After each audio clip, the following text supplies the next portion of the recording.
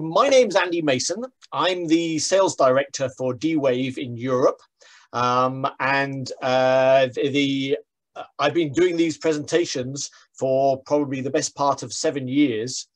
And we used to sort of start off all of our presentations by describing how the system works, how all the qubits interact, how we actually use the Josephson junctions, what all the microwave signals down to the chip are involved with.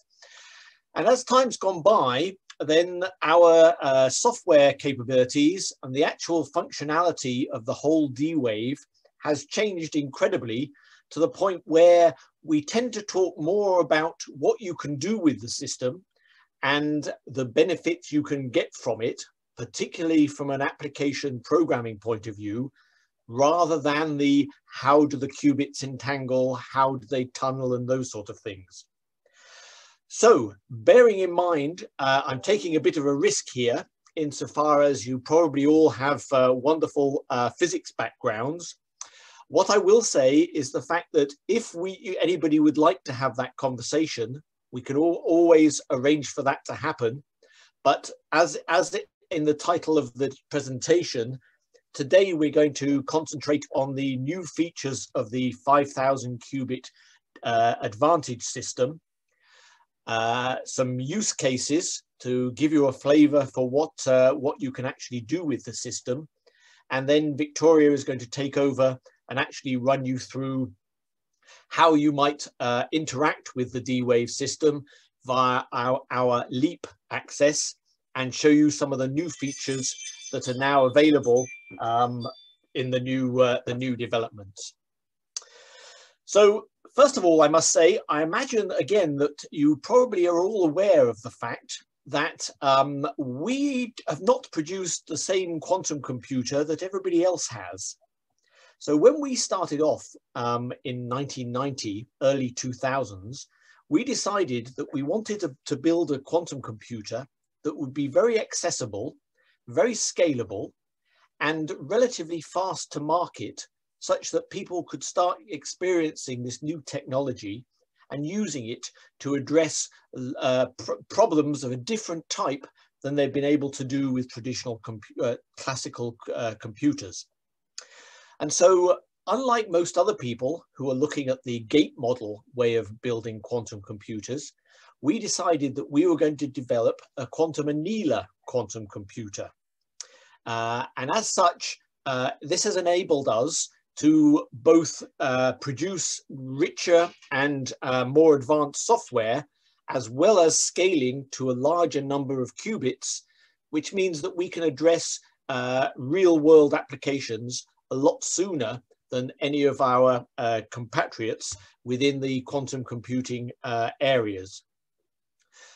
Could I go on to the next slide, please, Victoria? Perfect.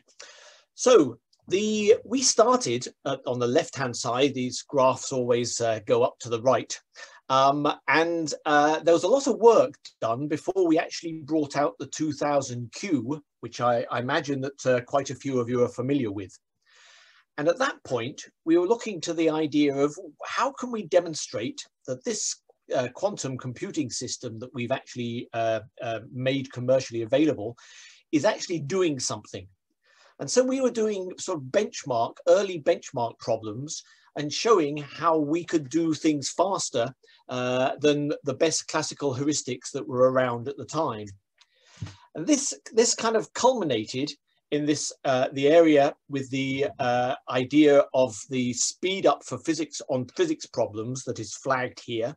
And we had two seminal papers that were written and published in Science and Nature, showing how we were doing so well at simulating science and material science problems.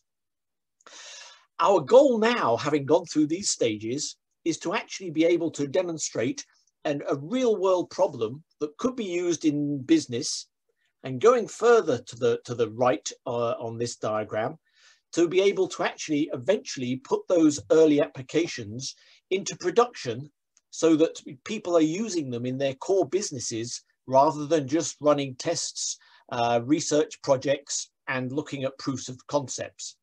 And we believe that we are well on that path to being able to do that in the very near future. We're already running some smaller in production applications, and I will touch on those as we go along. Next slide, please.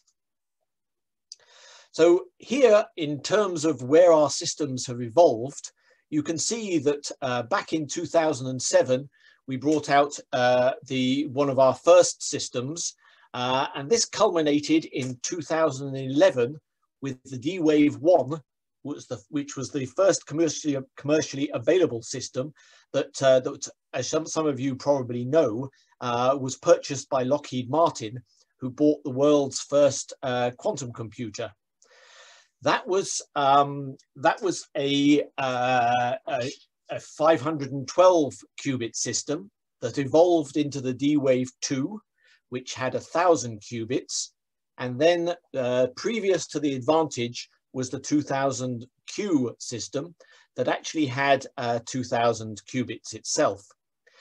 Today's new system that was launched in September, the end of September last year, is called the Advantage system, and it has over 5,000 qubits. And you'll see from the next slides how we've more than doubled practically all of the features of this new quantum processor unit. Next slide, please.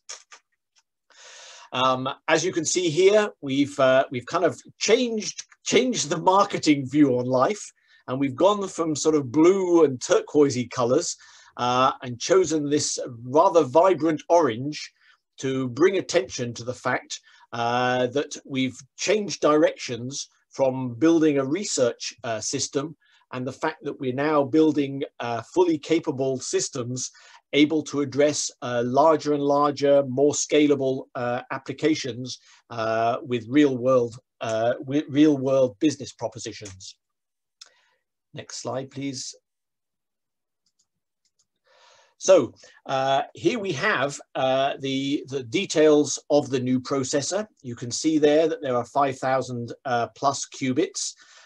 In keeping with all of our other systems, when we start off with a certain total number of qubits, and as we cool the system down, then we do have certain areas that we can't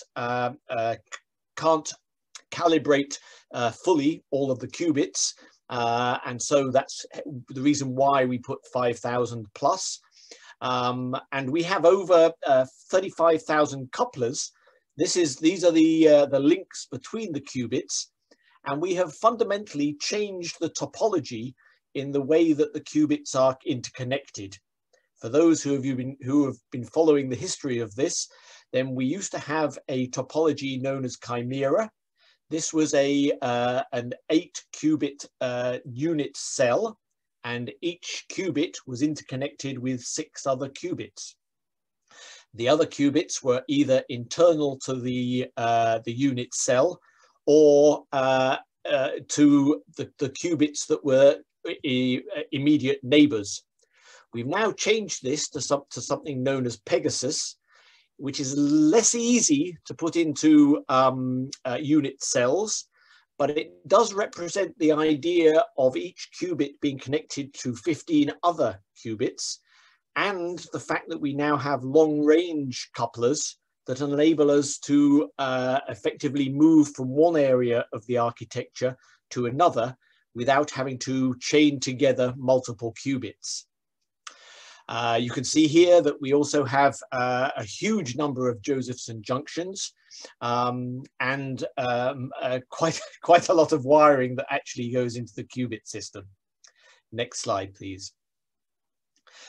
So the fact that we have this greater connectivity means that we can actually create more than a 2.5 times larger interconnected graph that allows us to address larger problem sizes than we have ever been able to do.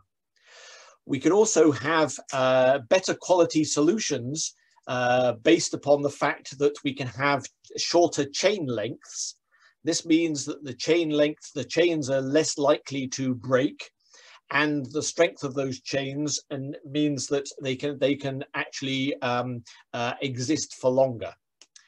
We also can now start addressing bigger and bigger real world problems using the hybrid solver service that we've recently brought out. And this is a combination of classical and quantum processing to allow us to address larger and larger numbers of variables. Victoria will be talking more about this later on. Okay, thank you very much. So the one thing that Pavel did say that Victoria would be saying, and I didn't say it when I first came online, was the fact that if people do have questions, then please do ask those as we go along, or indeed put them into the chat link, and either myself or Victoria will try and answer them as we go along. So what I wanted to do here was to give you a very a small glimpse of actual what our customers are doing and what type of applications are involved within the D-Wave customer group. So you'll see here there's a company called Menton AI. They're working on drug discovery. Save On Foods is a grocery shop. They have a retail application. Denso, who I'm not going to talk more about today, I'm going to replace those with VW since it's more European. Denso is a Japanese company, used to be part of Toyota, and they have lots of robotic and vehicle routing and mobility problems that they are looking at, one or two that they've actually put into production. And then lastly, which I will be briefly mentioning, is a company called OTI Lumionics, who are looking at producing or doing material science research and development to produce new OLED organic LED materials for use in screens. Victoria, if you could move on, please. Super. Okay, so on the right here, I'm showing that we have this case story of the Menton AI application that they've been running. And effectively, they're quite a small pharmaceutical company who are looking at the ways of actually combining molecules to be able to produce new drugs that can actually be targeted at different illnesses. I think this is a kind of an area that a lot of people have talked about will be something that quantum computers can be involved with. And effectively, by looking at new protein structures, Menton AI are very hopeful that they're going to be able to accelerate the drug discovery process with many more quantum computing simulations than they could actually do by traditional methods. Move along again, please, Victoria. The leaping very quickly from pharmaceuticals to retail, there is a Canadian grocery or supermarket chain called Save On Foods. And they've been doing a variety of optimization problems, both from their logistics point of view, but also in terms of their human resources and the staffing in a lot of their branches. And they have been working, as it says in the text here, that they have a task that normally takes 25 hours, and they run this quite frequently. And using the D-Wave solution to do that for them, they've reduced that down to 2 minutes.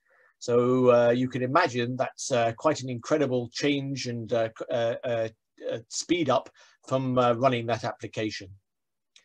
Moving on again, please, Victoria. Okay, so I actually have a couple of slides here about OTI Lumionics. First of all, to show the fact that they're actually developing new materials to do various industrial problems, from smartphones and Apple Watches through to screens in vehicles, as you can see here with the Audi A8 that they've got mentioned. Next slide, please. Victoria, thank you. So here you can see is sort of, this is almost the OTI evolution that's kind of like very much combined or associated with the evolution of the D-Wave qubits. So they've started with very small molecules down at the bottom left-hand side there. And almost as we've brought out new quantum processing units, then they've been able to create and analyze and research different types of molecules that have the one thing that they have in common is the size of the molecular structure. So as they've gone on, then they've obviously been able to surpass the gate model research that they did, which was down in the tens of qubit area. And this slide is actually comes from our 2000 qubit system. Right this moment, they're looking at how they can improve on the molecules that they've been working with so far by using the 5000 qubit and the hybrid solver service that we've got. Okay, Victoria. I'm seeing some questions in the chat line here. There's one here from Virat that's quite a big question in terms of what's the fundamental difference between D-Wave and IBM quantum computers. I'm going to leave that one for the moment, Virat, insofar as it's a big question, and let's see if we've got some time later on to talk more about that. Okay, so the example that we have in the slide right now is about traffic routing. This is VW. VW or Volkswagen have been a D-Wave customer for quite some time, and they're pushing the bounds of what they can do from a number of different environments. And the traffic routing, as you can imagine, to a car manufacturer is really quite dear to their hearts, especially when you consider the ideas of autonomous driven cars or driving cars, whereby the car will have to look and decide upon the route itself. So here we have an example that they put into production. It ran for about a week while this Lisbon Web Summit was in progress. They had 9 shuttle buses, as shown on the photograph on the left. And each driver had an iPad in front of them that was giving them directions as they went around the various hotels in Lisbon to pick up participants or the audience for the Web Summit and take them to the conference center. You can just about make out the map of where downtown Lisbon is and where the conference center is. And this obviously reduced the amount of traffic congestion that there was during the show, and all of the bus drivers commented about the fact that they'd been this was the clearest routes they'd had in the something like 7 or 8 years that they've been running these Web Summits. So Volkswagens were very pleased with using the D-Wave in real time to do this. Next slide, please, Victoria. Perfect. So those were a few use cases that I wanted to show you in terms of things are really happening and we're actually running real problems. These next few slides are kind of introductions to what Victoria is going to show you more of later on. And this is really looking at the hybrid solver environment. These particular solvers are available in Leap. So if you have a Leap account and have accessed your free minute of D-Wave quantum computing time, these hybrid solvers are now available. There are a couple of flavors, and we're going to start developing more of these as time goes by. Currently, there is a binary quadratic model, a BQM, and a discrete quadratic model, a DQM. And you can think of these as being kind of like the difference between flipping a coin with the binary quadratic model and the discrete quadratic model being more more akin to a problem where you might be rolling several dice. Okay. So why are we doing this, these solvers? Well, I think it's been known for quite some time that any particular computing workflow is going to need to be a hybrid environment with a combination of classical and quantum computing within that area. Very similar to how we use general purpose processor units, GPUs, or graphical processor units. Very similar idea to how we're going to run quantum computers. So what we've developed here is these particular HSS or the BQM and DQM solvers that allow us to combine the benefits of a hybrid workflow and enable us to address larger numbers of variables than we might otherwise have done by purely using the quantum processor itself. Admittedly, we can run problems, we can cut the problem into segments and run them many times or multiple times on a quantum processor. But obviously there are some disadvantages to doing that, particularly where part of that workflow is more amenable, or a classical computer is able to address it in a better manner than a QPU quantum processor unit. So here in these HSS environments within LEAP, we are gaining great benefits and better performance than using other type of heuristic solvers to be able to do this. Next slide, please. Super. So just a little bit of familiarization here with regards to what the names mean. So D-Wave is the name of the company. That's who Victoria and I are associated with. And we then have the hardware and the hardware environment that we've now called Advantage. And this is where we talk about the 5,000 qubits, the connectivity, the refrigerator to get down to the dilution refrigerator to enable the quantum environment to take place. On the other side of this diagram here, we have the LEAP environment, which is actually our cloud service to allow users to actually use the Advantage hardware. So the LEAP is the software platform, the cloud platform that provides the access and the scheduling, the rich software environment that goes with the whole D-Wave experience. So this is sort of how we would address those environments. Next slide, please, Victoria. And really, this is just a sort of a continuation of the last slide, but also showing you, I've kind of started on the left-hand side of this slide, talking about the Advantage system. I've just introduced the LEAP environment to you with the real-time access.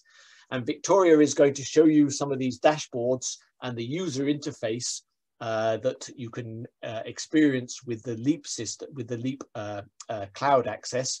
And where you would run your programs, look at the software environment, and basically talk to the D-Wave quantum processor unit.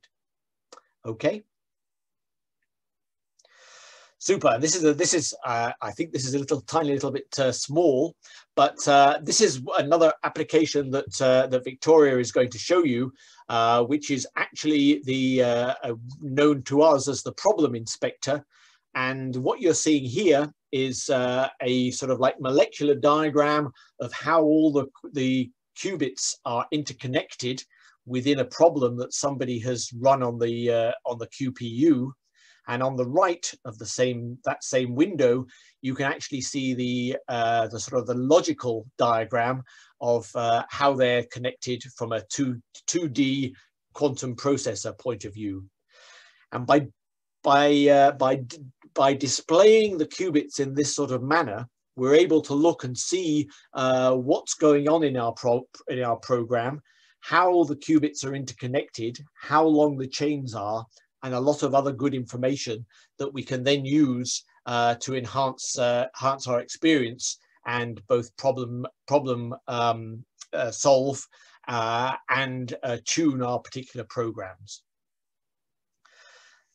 Okay, so good. On that note, that was a very brief introduction. I'm now going to pass over to Victoria, who's actually going to do a hands-on demonstration in terms of what the LEAP environment is all about, and how you might go about running programs.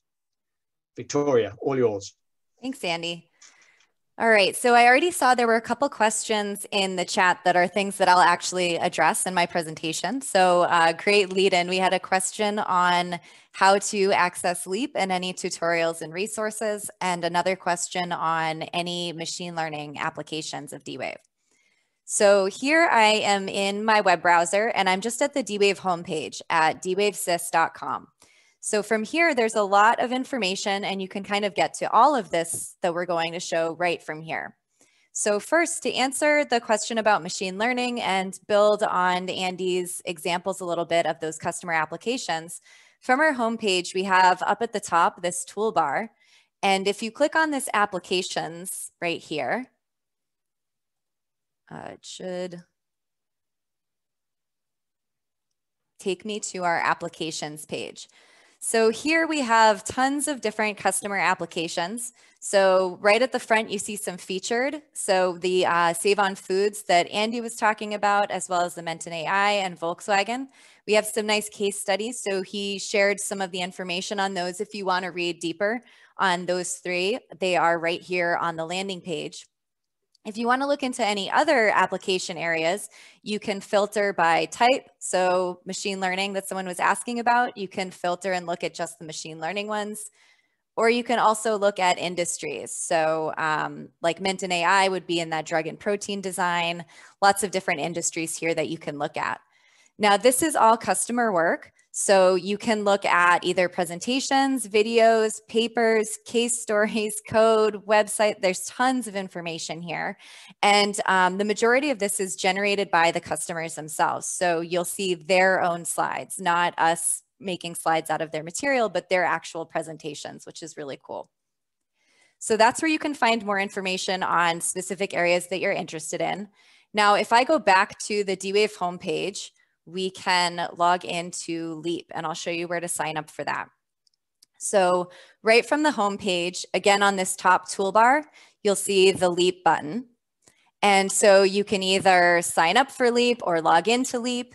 So if you want to sign up, you can sign up for free if you're in North America, Europe, India, Japan, or Australia. So if you're not in one of those countries, we are adding new countries. Each year we add a couple more. So keep an eye out and maybe we'll add yours soon. But I think most of the people, if you're in Europe or North America or all the countries I just listed, then you're good. So when you log into LEAP, you are greeted with your dashboard. So this is the same as a free developer account. So if you sign up for free, it doesn't cost anything. This is what you would see. So when you sign in, you see a dial that tells you what percentage of your subscription you've used and how many problems you've submitted. So what you see right here is that I'm looking at my hybrid solvers total. So as Andy mentioned, we have quantum and hybrid, which are quantum classical solvers available. So you can run problems directly on the quantum computer, the QPU, or you can use our hybrid solvers. And so when you get time on our system, either the free time or if you purchase time, you can use it on either of those different types of solvers. Now, each one uses kind of a different rate of the time that you purchase. So that's where your subscription shows in percentage. So right now you can see my hybrid solvers. I've run 5 problems on my hybrid solver, and I've used 19 seconds of hybrid solvers time. If I now click on this, I can see the different solvers that I have access to. And let's look at how much direct QPU time I've used. So while the hybrid solvers, it was just under 20 seconds. In terms of direct QPU time, that's actually just a fraction of a second, right? So again, the hybrid solvers use quantum and classical resources. So your time goes a lot further when we talk about quantum time or QPU time.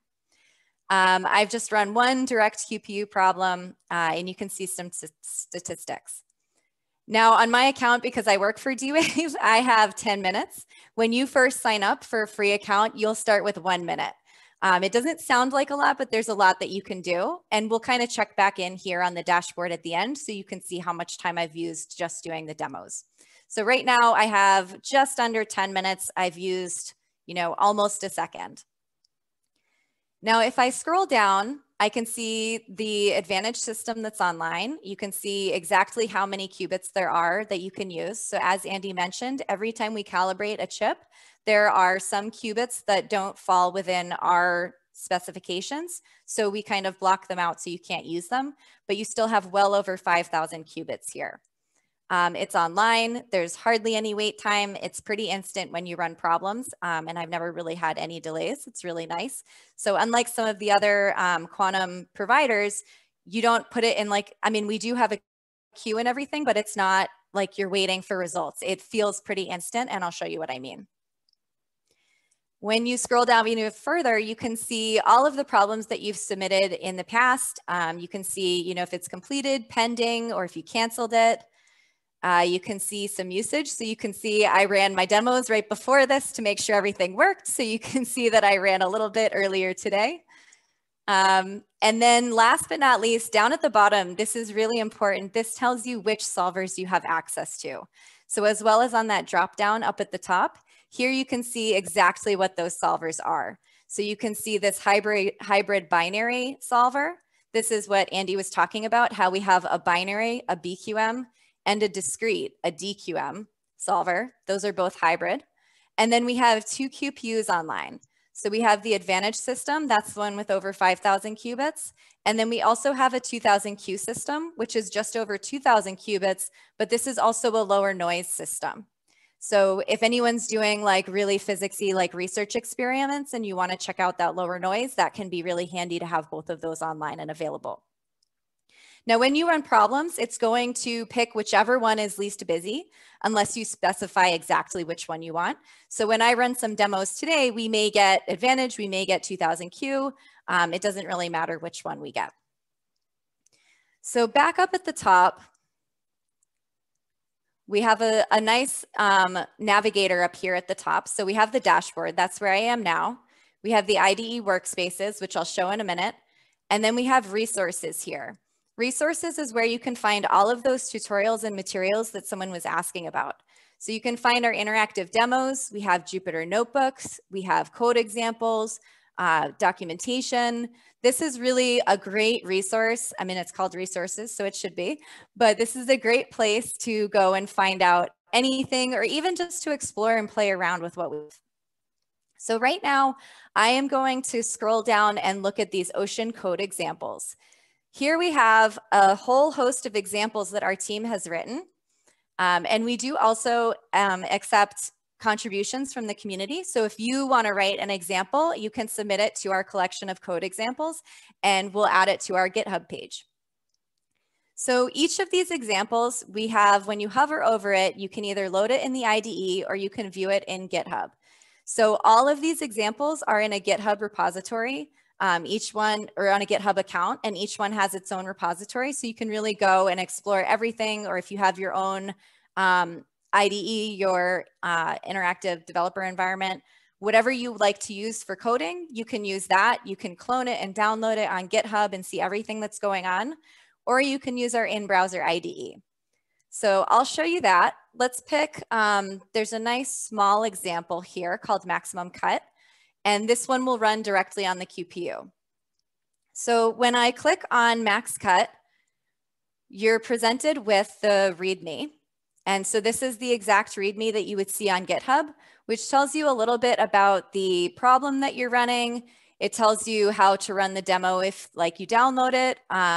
It tells you information about it. So depending on how much detail there is or who wrote it, you might have information on how the problem was formulated for the system. You might have references to real world publications that are based on it, any number of different things based on the problem itself.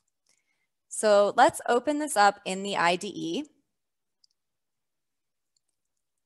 And so when we open this in the IDE, this is building a virtual environment for our problem. and it is setting it up with our software and everything already loaded. So when you run our Ocean software locally, you can just install it with a pip install and run a few commands to set everything up to link to your Leap account. If you run in the IDE, all of that is done for you. So it does take a couple seconds to load up because it's doing all of that. But now when I run problems on the quantum computer, it's linked to my account. So I have access to all of the solvers that you saw on my dashboard. The problem history and everything will automatically show up on my dashboard there. So here you see the same README that was on the web page. There's a nice picture here, information on running the demo, exactly the same information as what you would see on the website. If we go over here to the file browser on the left, I'm going to open up one of these Python files, maximum cut. And so all of our software tools are with Python. So typical for a Python program, you're going to start by importing a bunch of packages. This is a graph theory problem, max cut. So I'm going to build a graph. I'm going to formulate my problem as a binary problem, a binary quadratic model, or you might hear us say QUBO, which is quadratic unconstrained binary optimization. I'm going to run it on the QPU. So I'm going to use the D-Wave sampler. That's how we tell it to use the QPU, the quantum computer. And this embedding composite is basically saying, I want the software tools to figure out where and how to place it on the chip for me, which qubits should go to which variable and all of that. And then last but not least, it'll print out some pictures. So let's go ahead and just run this. And so up here on the top right, there's this green triangle. This is the run button. Sorry, my internet seems to be a little bit slow today. But this will pop up a terminal and run the Python program. And there's the results. So that's how fast I just ran a problem on the quantum computer that's in Canada. So like I mentioned, you're not sitting around waiting or retrieving results later in the day. This is pretty much real time. You're getting it back right away. And so my program ran on the quantum computer. Now, Andy showed our problem inspector, which is a really cool way to see how your problem was placed on the chip and to kind of explore the different solutions that you got. Now, to use the problem inspector is really, really easy. Once you have your program that runs on the quantum computer, you just have to add 2 lines. So we have a package for the problem inspector. So right at the top, I'm going to import that package. Import dwave.inspector. And then lower down, where I told you I ran the problem on the computer, the answer that I got back was this object called response. And so all you do is you say dwave.inspector.show, and you give it that response that came back from the quantum computer. And we have some nice YouTube videos on this, so like don't worry about memorizing these commands right now. We have a lot of documentation and then YouTube videos that can walk you through all of this as well. So now when I run this program, it's going to open up the problem inspector on the right-hand side of my screen. All right, so here's the problem inspector. So you can see on the left, back in this terminal, the problem ran and I got my solutions. And so here, when the problem inspector first opens, you get a nice tour that can guide you through how to use it.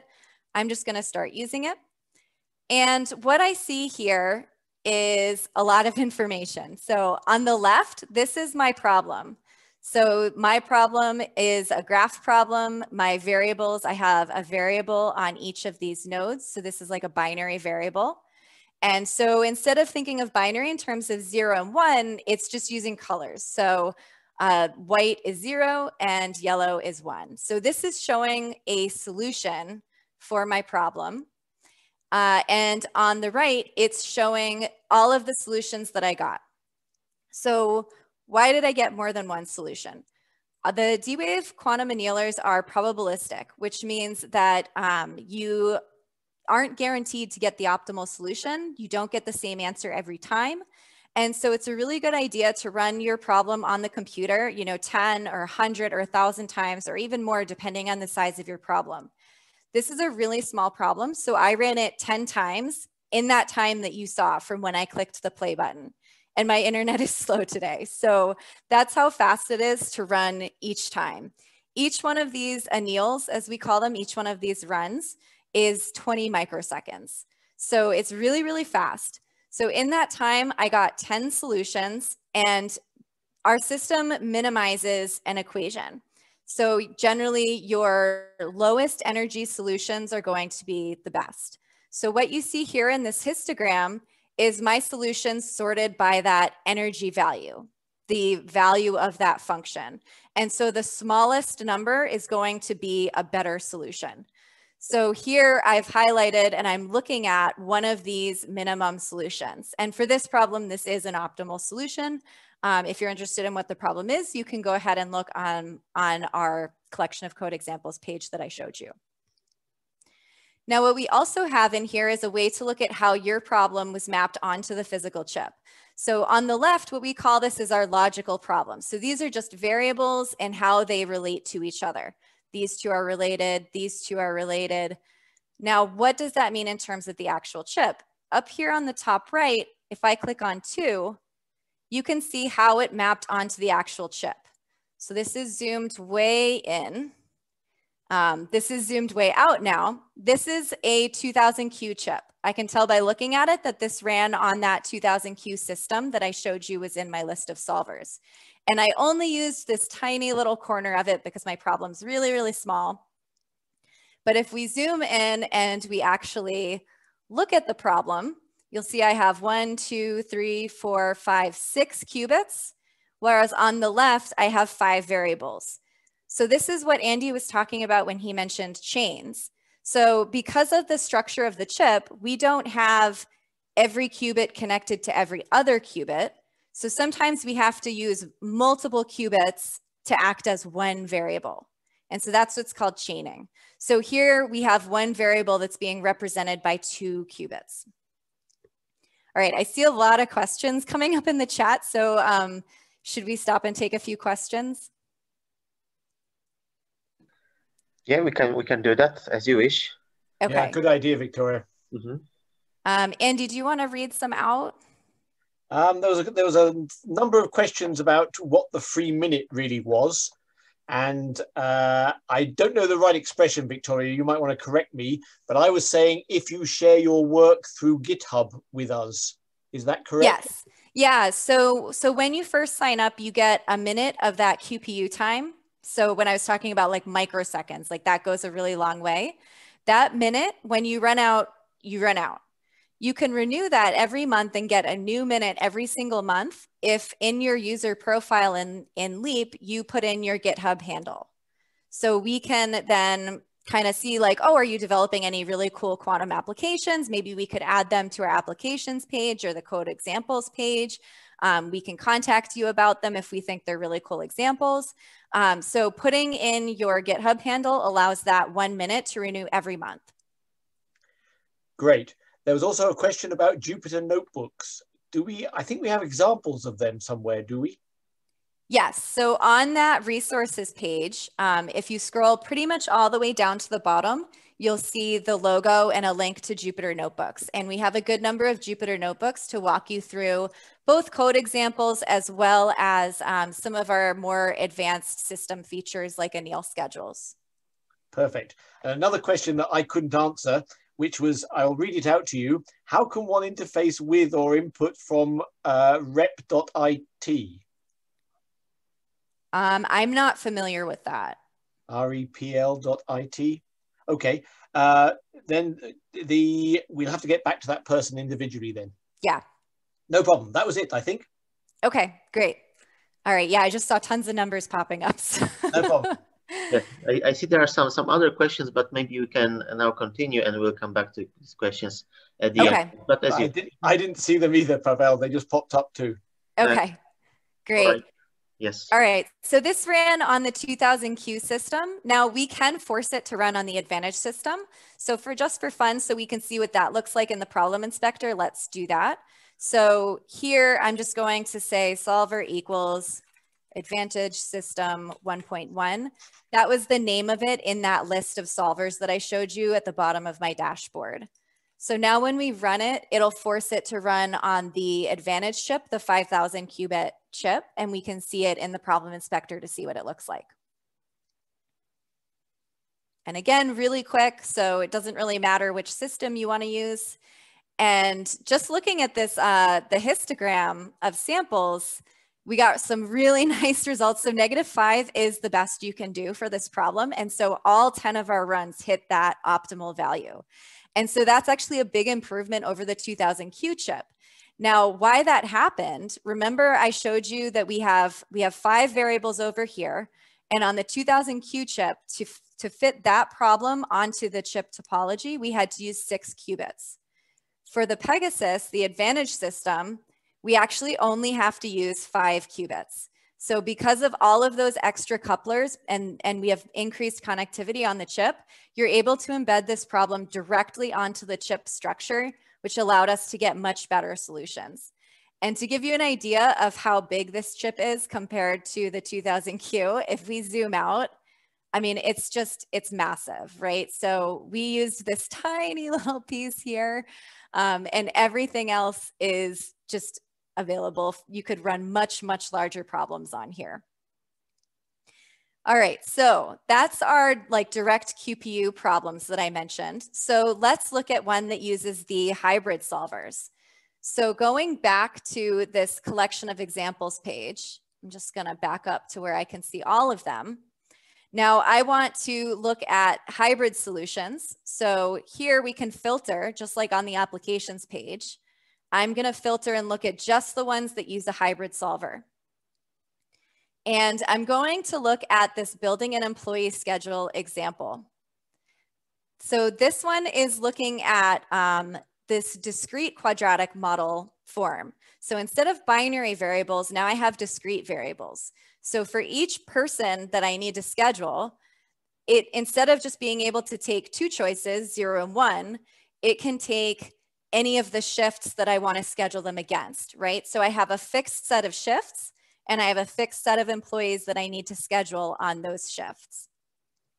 So what this is going to do is it will randomly come up with preferences for the employees. So there's a list of shifts and some employees would prefer to work one shift over another. So it would be as if you gave the employees a list of the shifts and said, rank them 1 through 10, most wanted to least wanted. And then it's going to schedule the employees into those shifts, looking at their preferences. But the primary concern is that the shifts should each have an equal number of employees. We don't want to put everyone on one shift and no one on another one. We want to distribute the employees equally across all of the shifts. So that's what we'll be looking for primarily.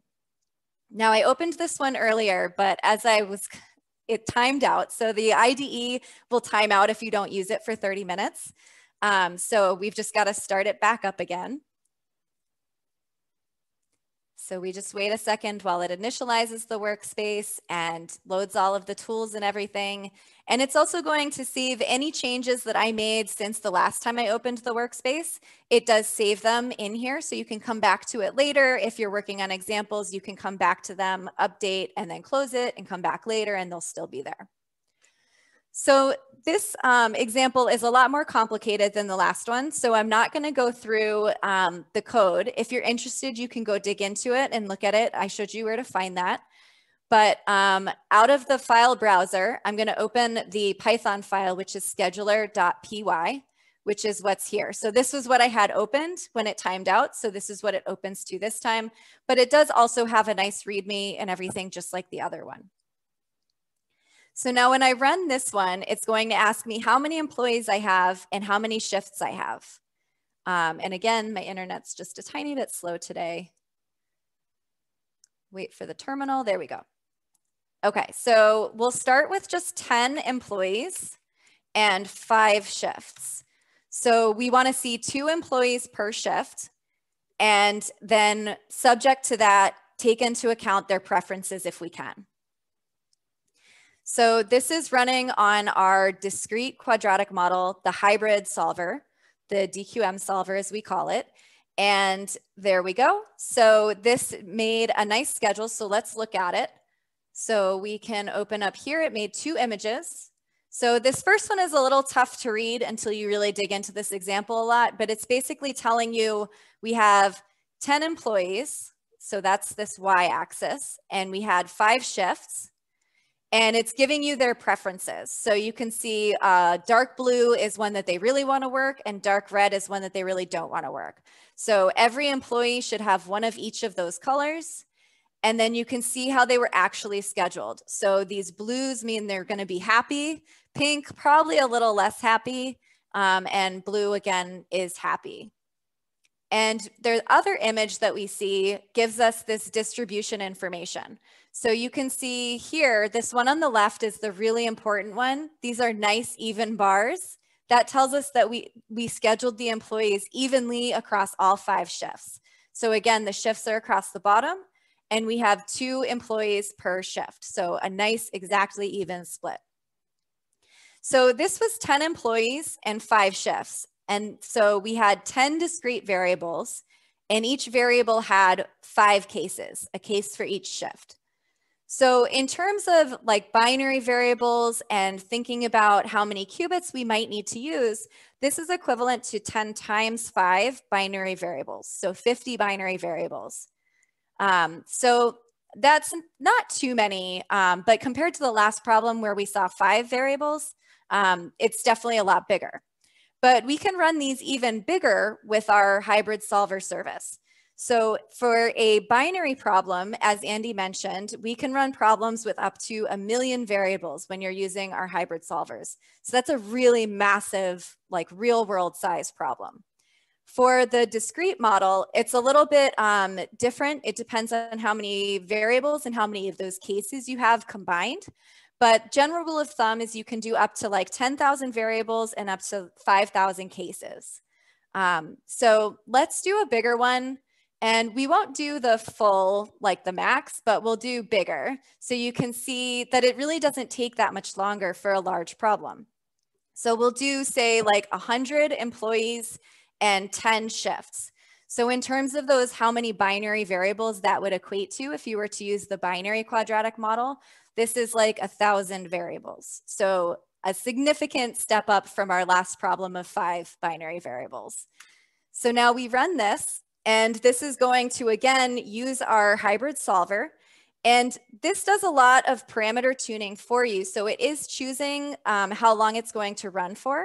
I can manually set the runtime on this one if I want to, but I'm just going to let the solver heuristics choose how long it should run for. And it should not be too much longer than the last one. So we'll just all sit and watch my computer and hope it doesn't crash. There we go. All right, so that's how long it took to run this problem with 1,000 instead of 50 binary variables, essentially. So it didn't feel that much longer. Now let's close out the old images and look at the new ones. Let's look at the new statistics. And here was the important chart. And again, we can see, yes, we got 10 employees per shift. Nice, even distribution. So exactly what we wanted. And if you want, you can look at this other one, but with this many employees, it's kind of hard to make sense of. The one that I really like to look at is this distribution to make sure that's satisfied.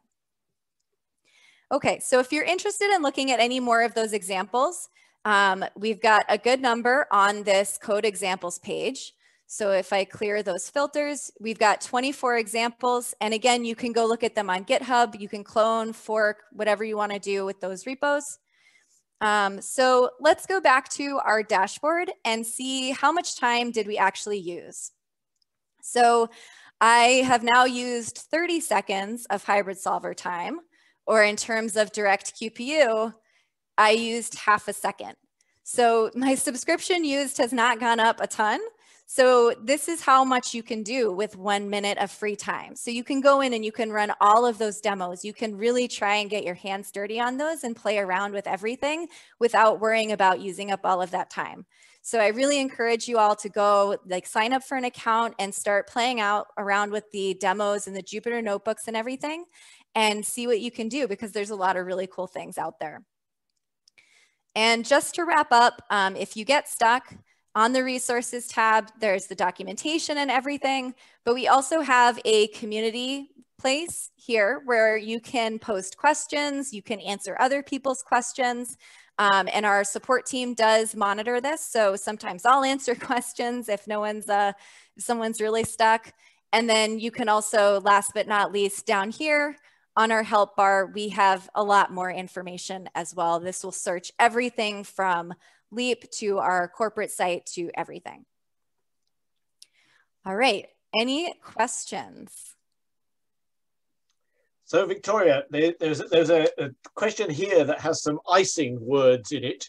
So I'll read it out and see what you think of it. D-Wave uses transverse field icing model. A more complicated you might want to look at it actually, is QMA complete, while transfer field icing is known to be just Stoke MA complete. Is there a more something or other? And it's just scrolled up. Yeah, I see that. So I am not a physicist, so That's what I thought. Not the best person to answer this, but I will say that we do have an active research team that does, look at other icing models. And so if you look at our corporate site, so of course it's behind my little Zoom panel here, and you go to resources, look at our publications page that you see there. And we've got white papers and we've also got published articles and everything. So you might get like a feel for what our research team does, but I don't have an answer to that myself. Perfect. So I've also, there was the question that I was mentioning earlier on about the repl.it, and it would appear from what I've found out that that's another IDE. And okay. it looks spookily like Leap. So I've posted that question internally, Victoria, and let's see what answer we get back. Okay. Then lastly, I think Helen asked a question saying, I heard this employee scheduling is applied to doctor-nurse scheduling in a COVID hospital nowadays. Can you see that one? Yes. Okay. So we do have a nice example on our examples page that's about nurse scheduling. And so I think this is what you're asking about. So again, going back to where I was, this ocean code examples, there's one called nurse scheduling right here. And so I think that might be a good one for you to look at. And so you have upper and lower limits on the number of breaks, the number of nurses on duty for each shift, and then the time interval between days and things like that. It's not specifically COVID, but you could definitely modify it by saying, time interval between the days. If that's quarantine, like what you're talking about, that could easily be applied there.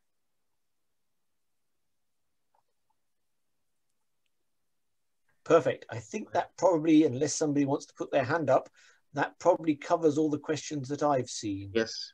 I can see some other questions that were asked a bit earlier. I'm not sure, maybe some of them have been already answered, but let's check. Is it possible to estimate computation time for a certain problem?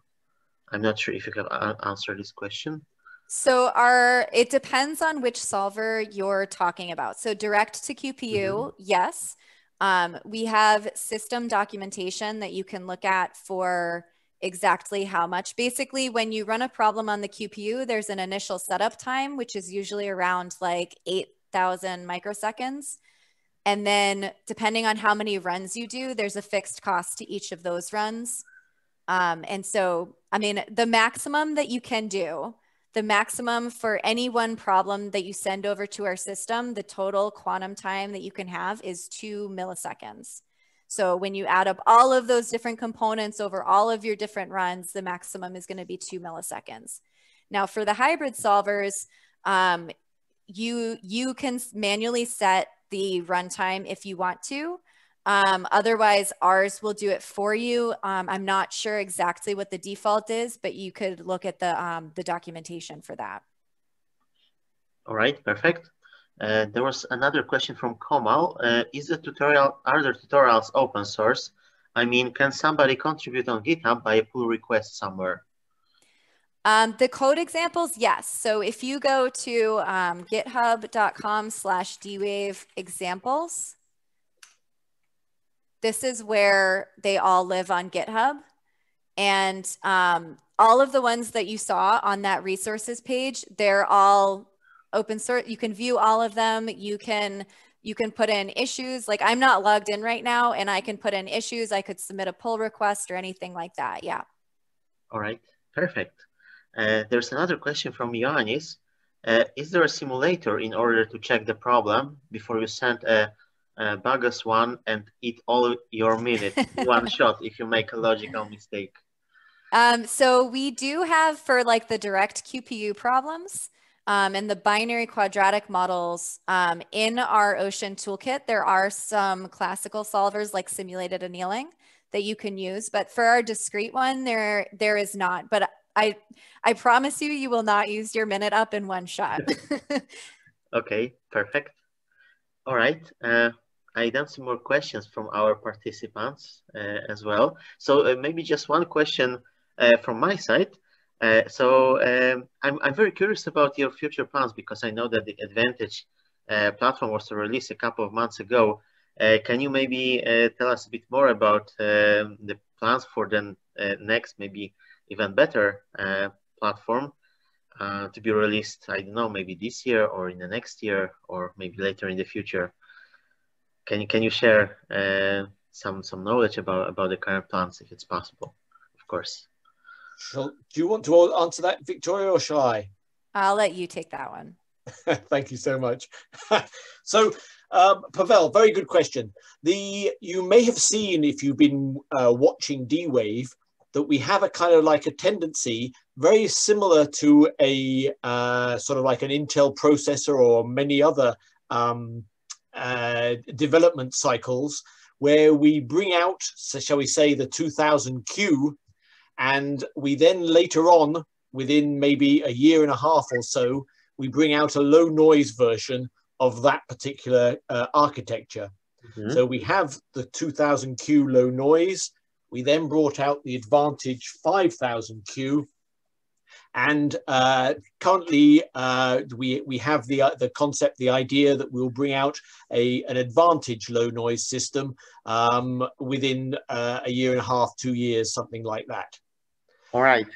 Beyond that, then it's very, very sort of rough details.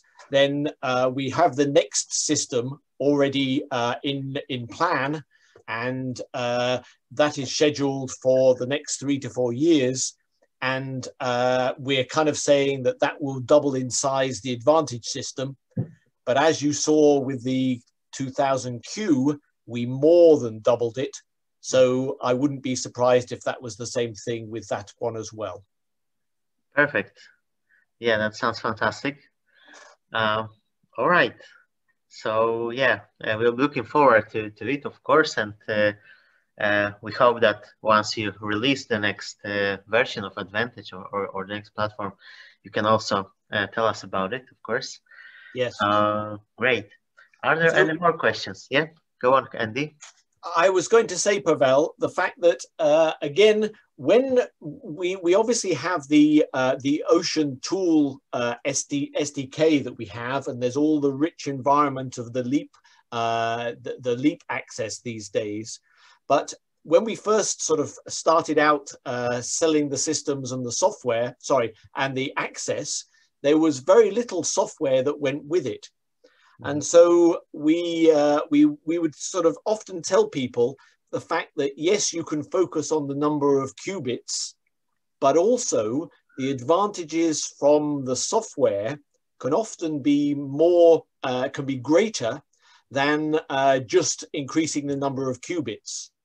So, for example, the low noise version doesn't increase the qubits, but gives improvements from the point of view of fidelity, error rates, and that sort of thing. Similarly, with the software, the fact that we're able to be able to program more easily, that will have advantages. All right. Right now, we started off with one hybrid solver, the BQM. We've added the DQM, the discrete quantum solver, to that. And in future, you will see new software versions of those solvers coming out as well, which will sort of slot into the development cycle before the Advantage 2 system is available. All right, perfect. Yeah, looks great. Now I can see another question from Marcel, but I also see that Victoria has already answered the question. So the question was, is there a way to contribute a new example of quantum algorithm? If so, how can I do that? And there is an answer that on github.com, deal with examples, look at the pinned template repo at the top. So yeah, you can already contribute a new example of quantum algorithm. And that's great. Fantastic. Thank you very much, Andy. Thank you very much, Victoria. It was a fantastic presentation. A lot of interesting knowledge and interesting questions as well. I don't see any more questions now from our participants, so I think that we can officially close the lecture part, or maybe before you go, I do have an answer now about the repl.it. Okay. One of my colleagues has informed me that it is actually another IDE, the Interactive Developer Environment, and you can actually run Ocean and Leap examples on it. So not quite sure what we're talking about importing it, but it sounds as if programs run on one can run on the other. So thanks for that question. It's been a pleasure talking to and presenting to everybody today. And obviously, if your questions come in, direct them either via Pavel or direct to Victoria or myself. I'm sure you'll be able to find us. So Andy, if you don't mind, you can also post your email address on the chat. So maybe that would be even easier for Excellent. I will do that straight away.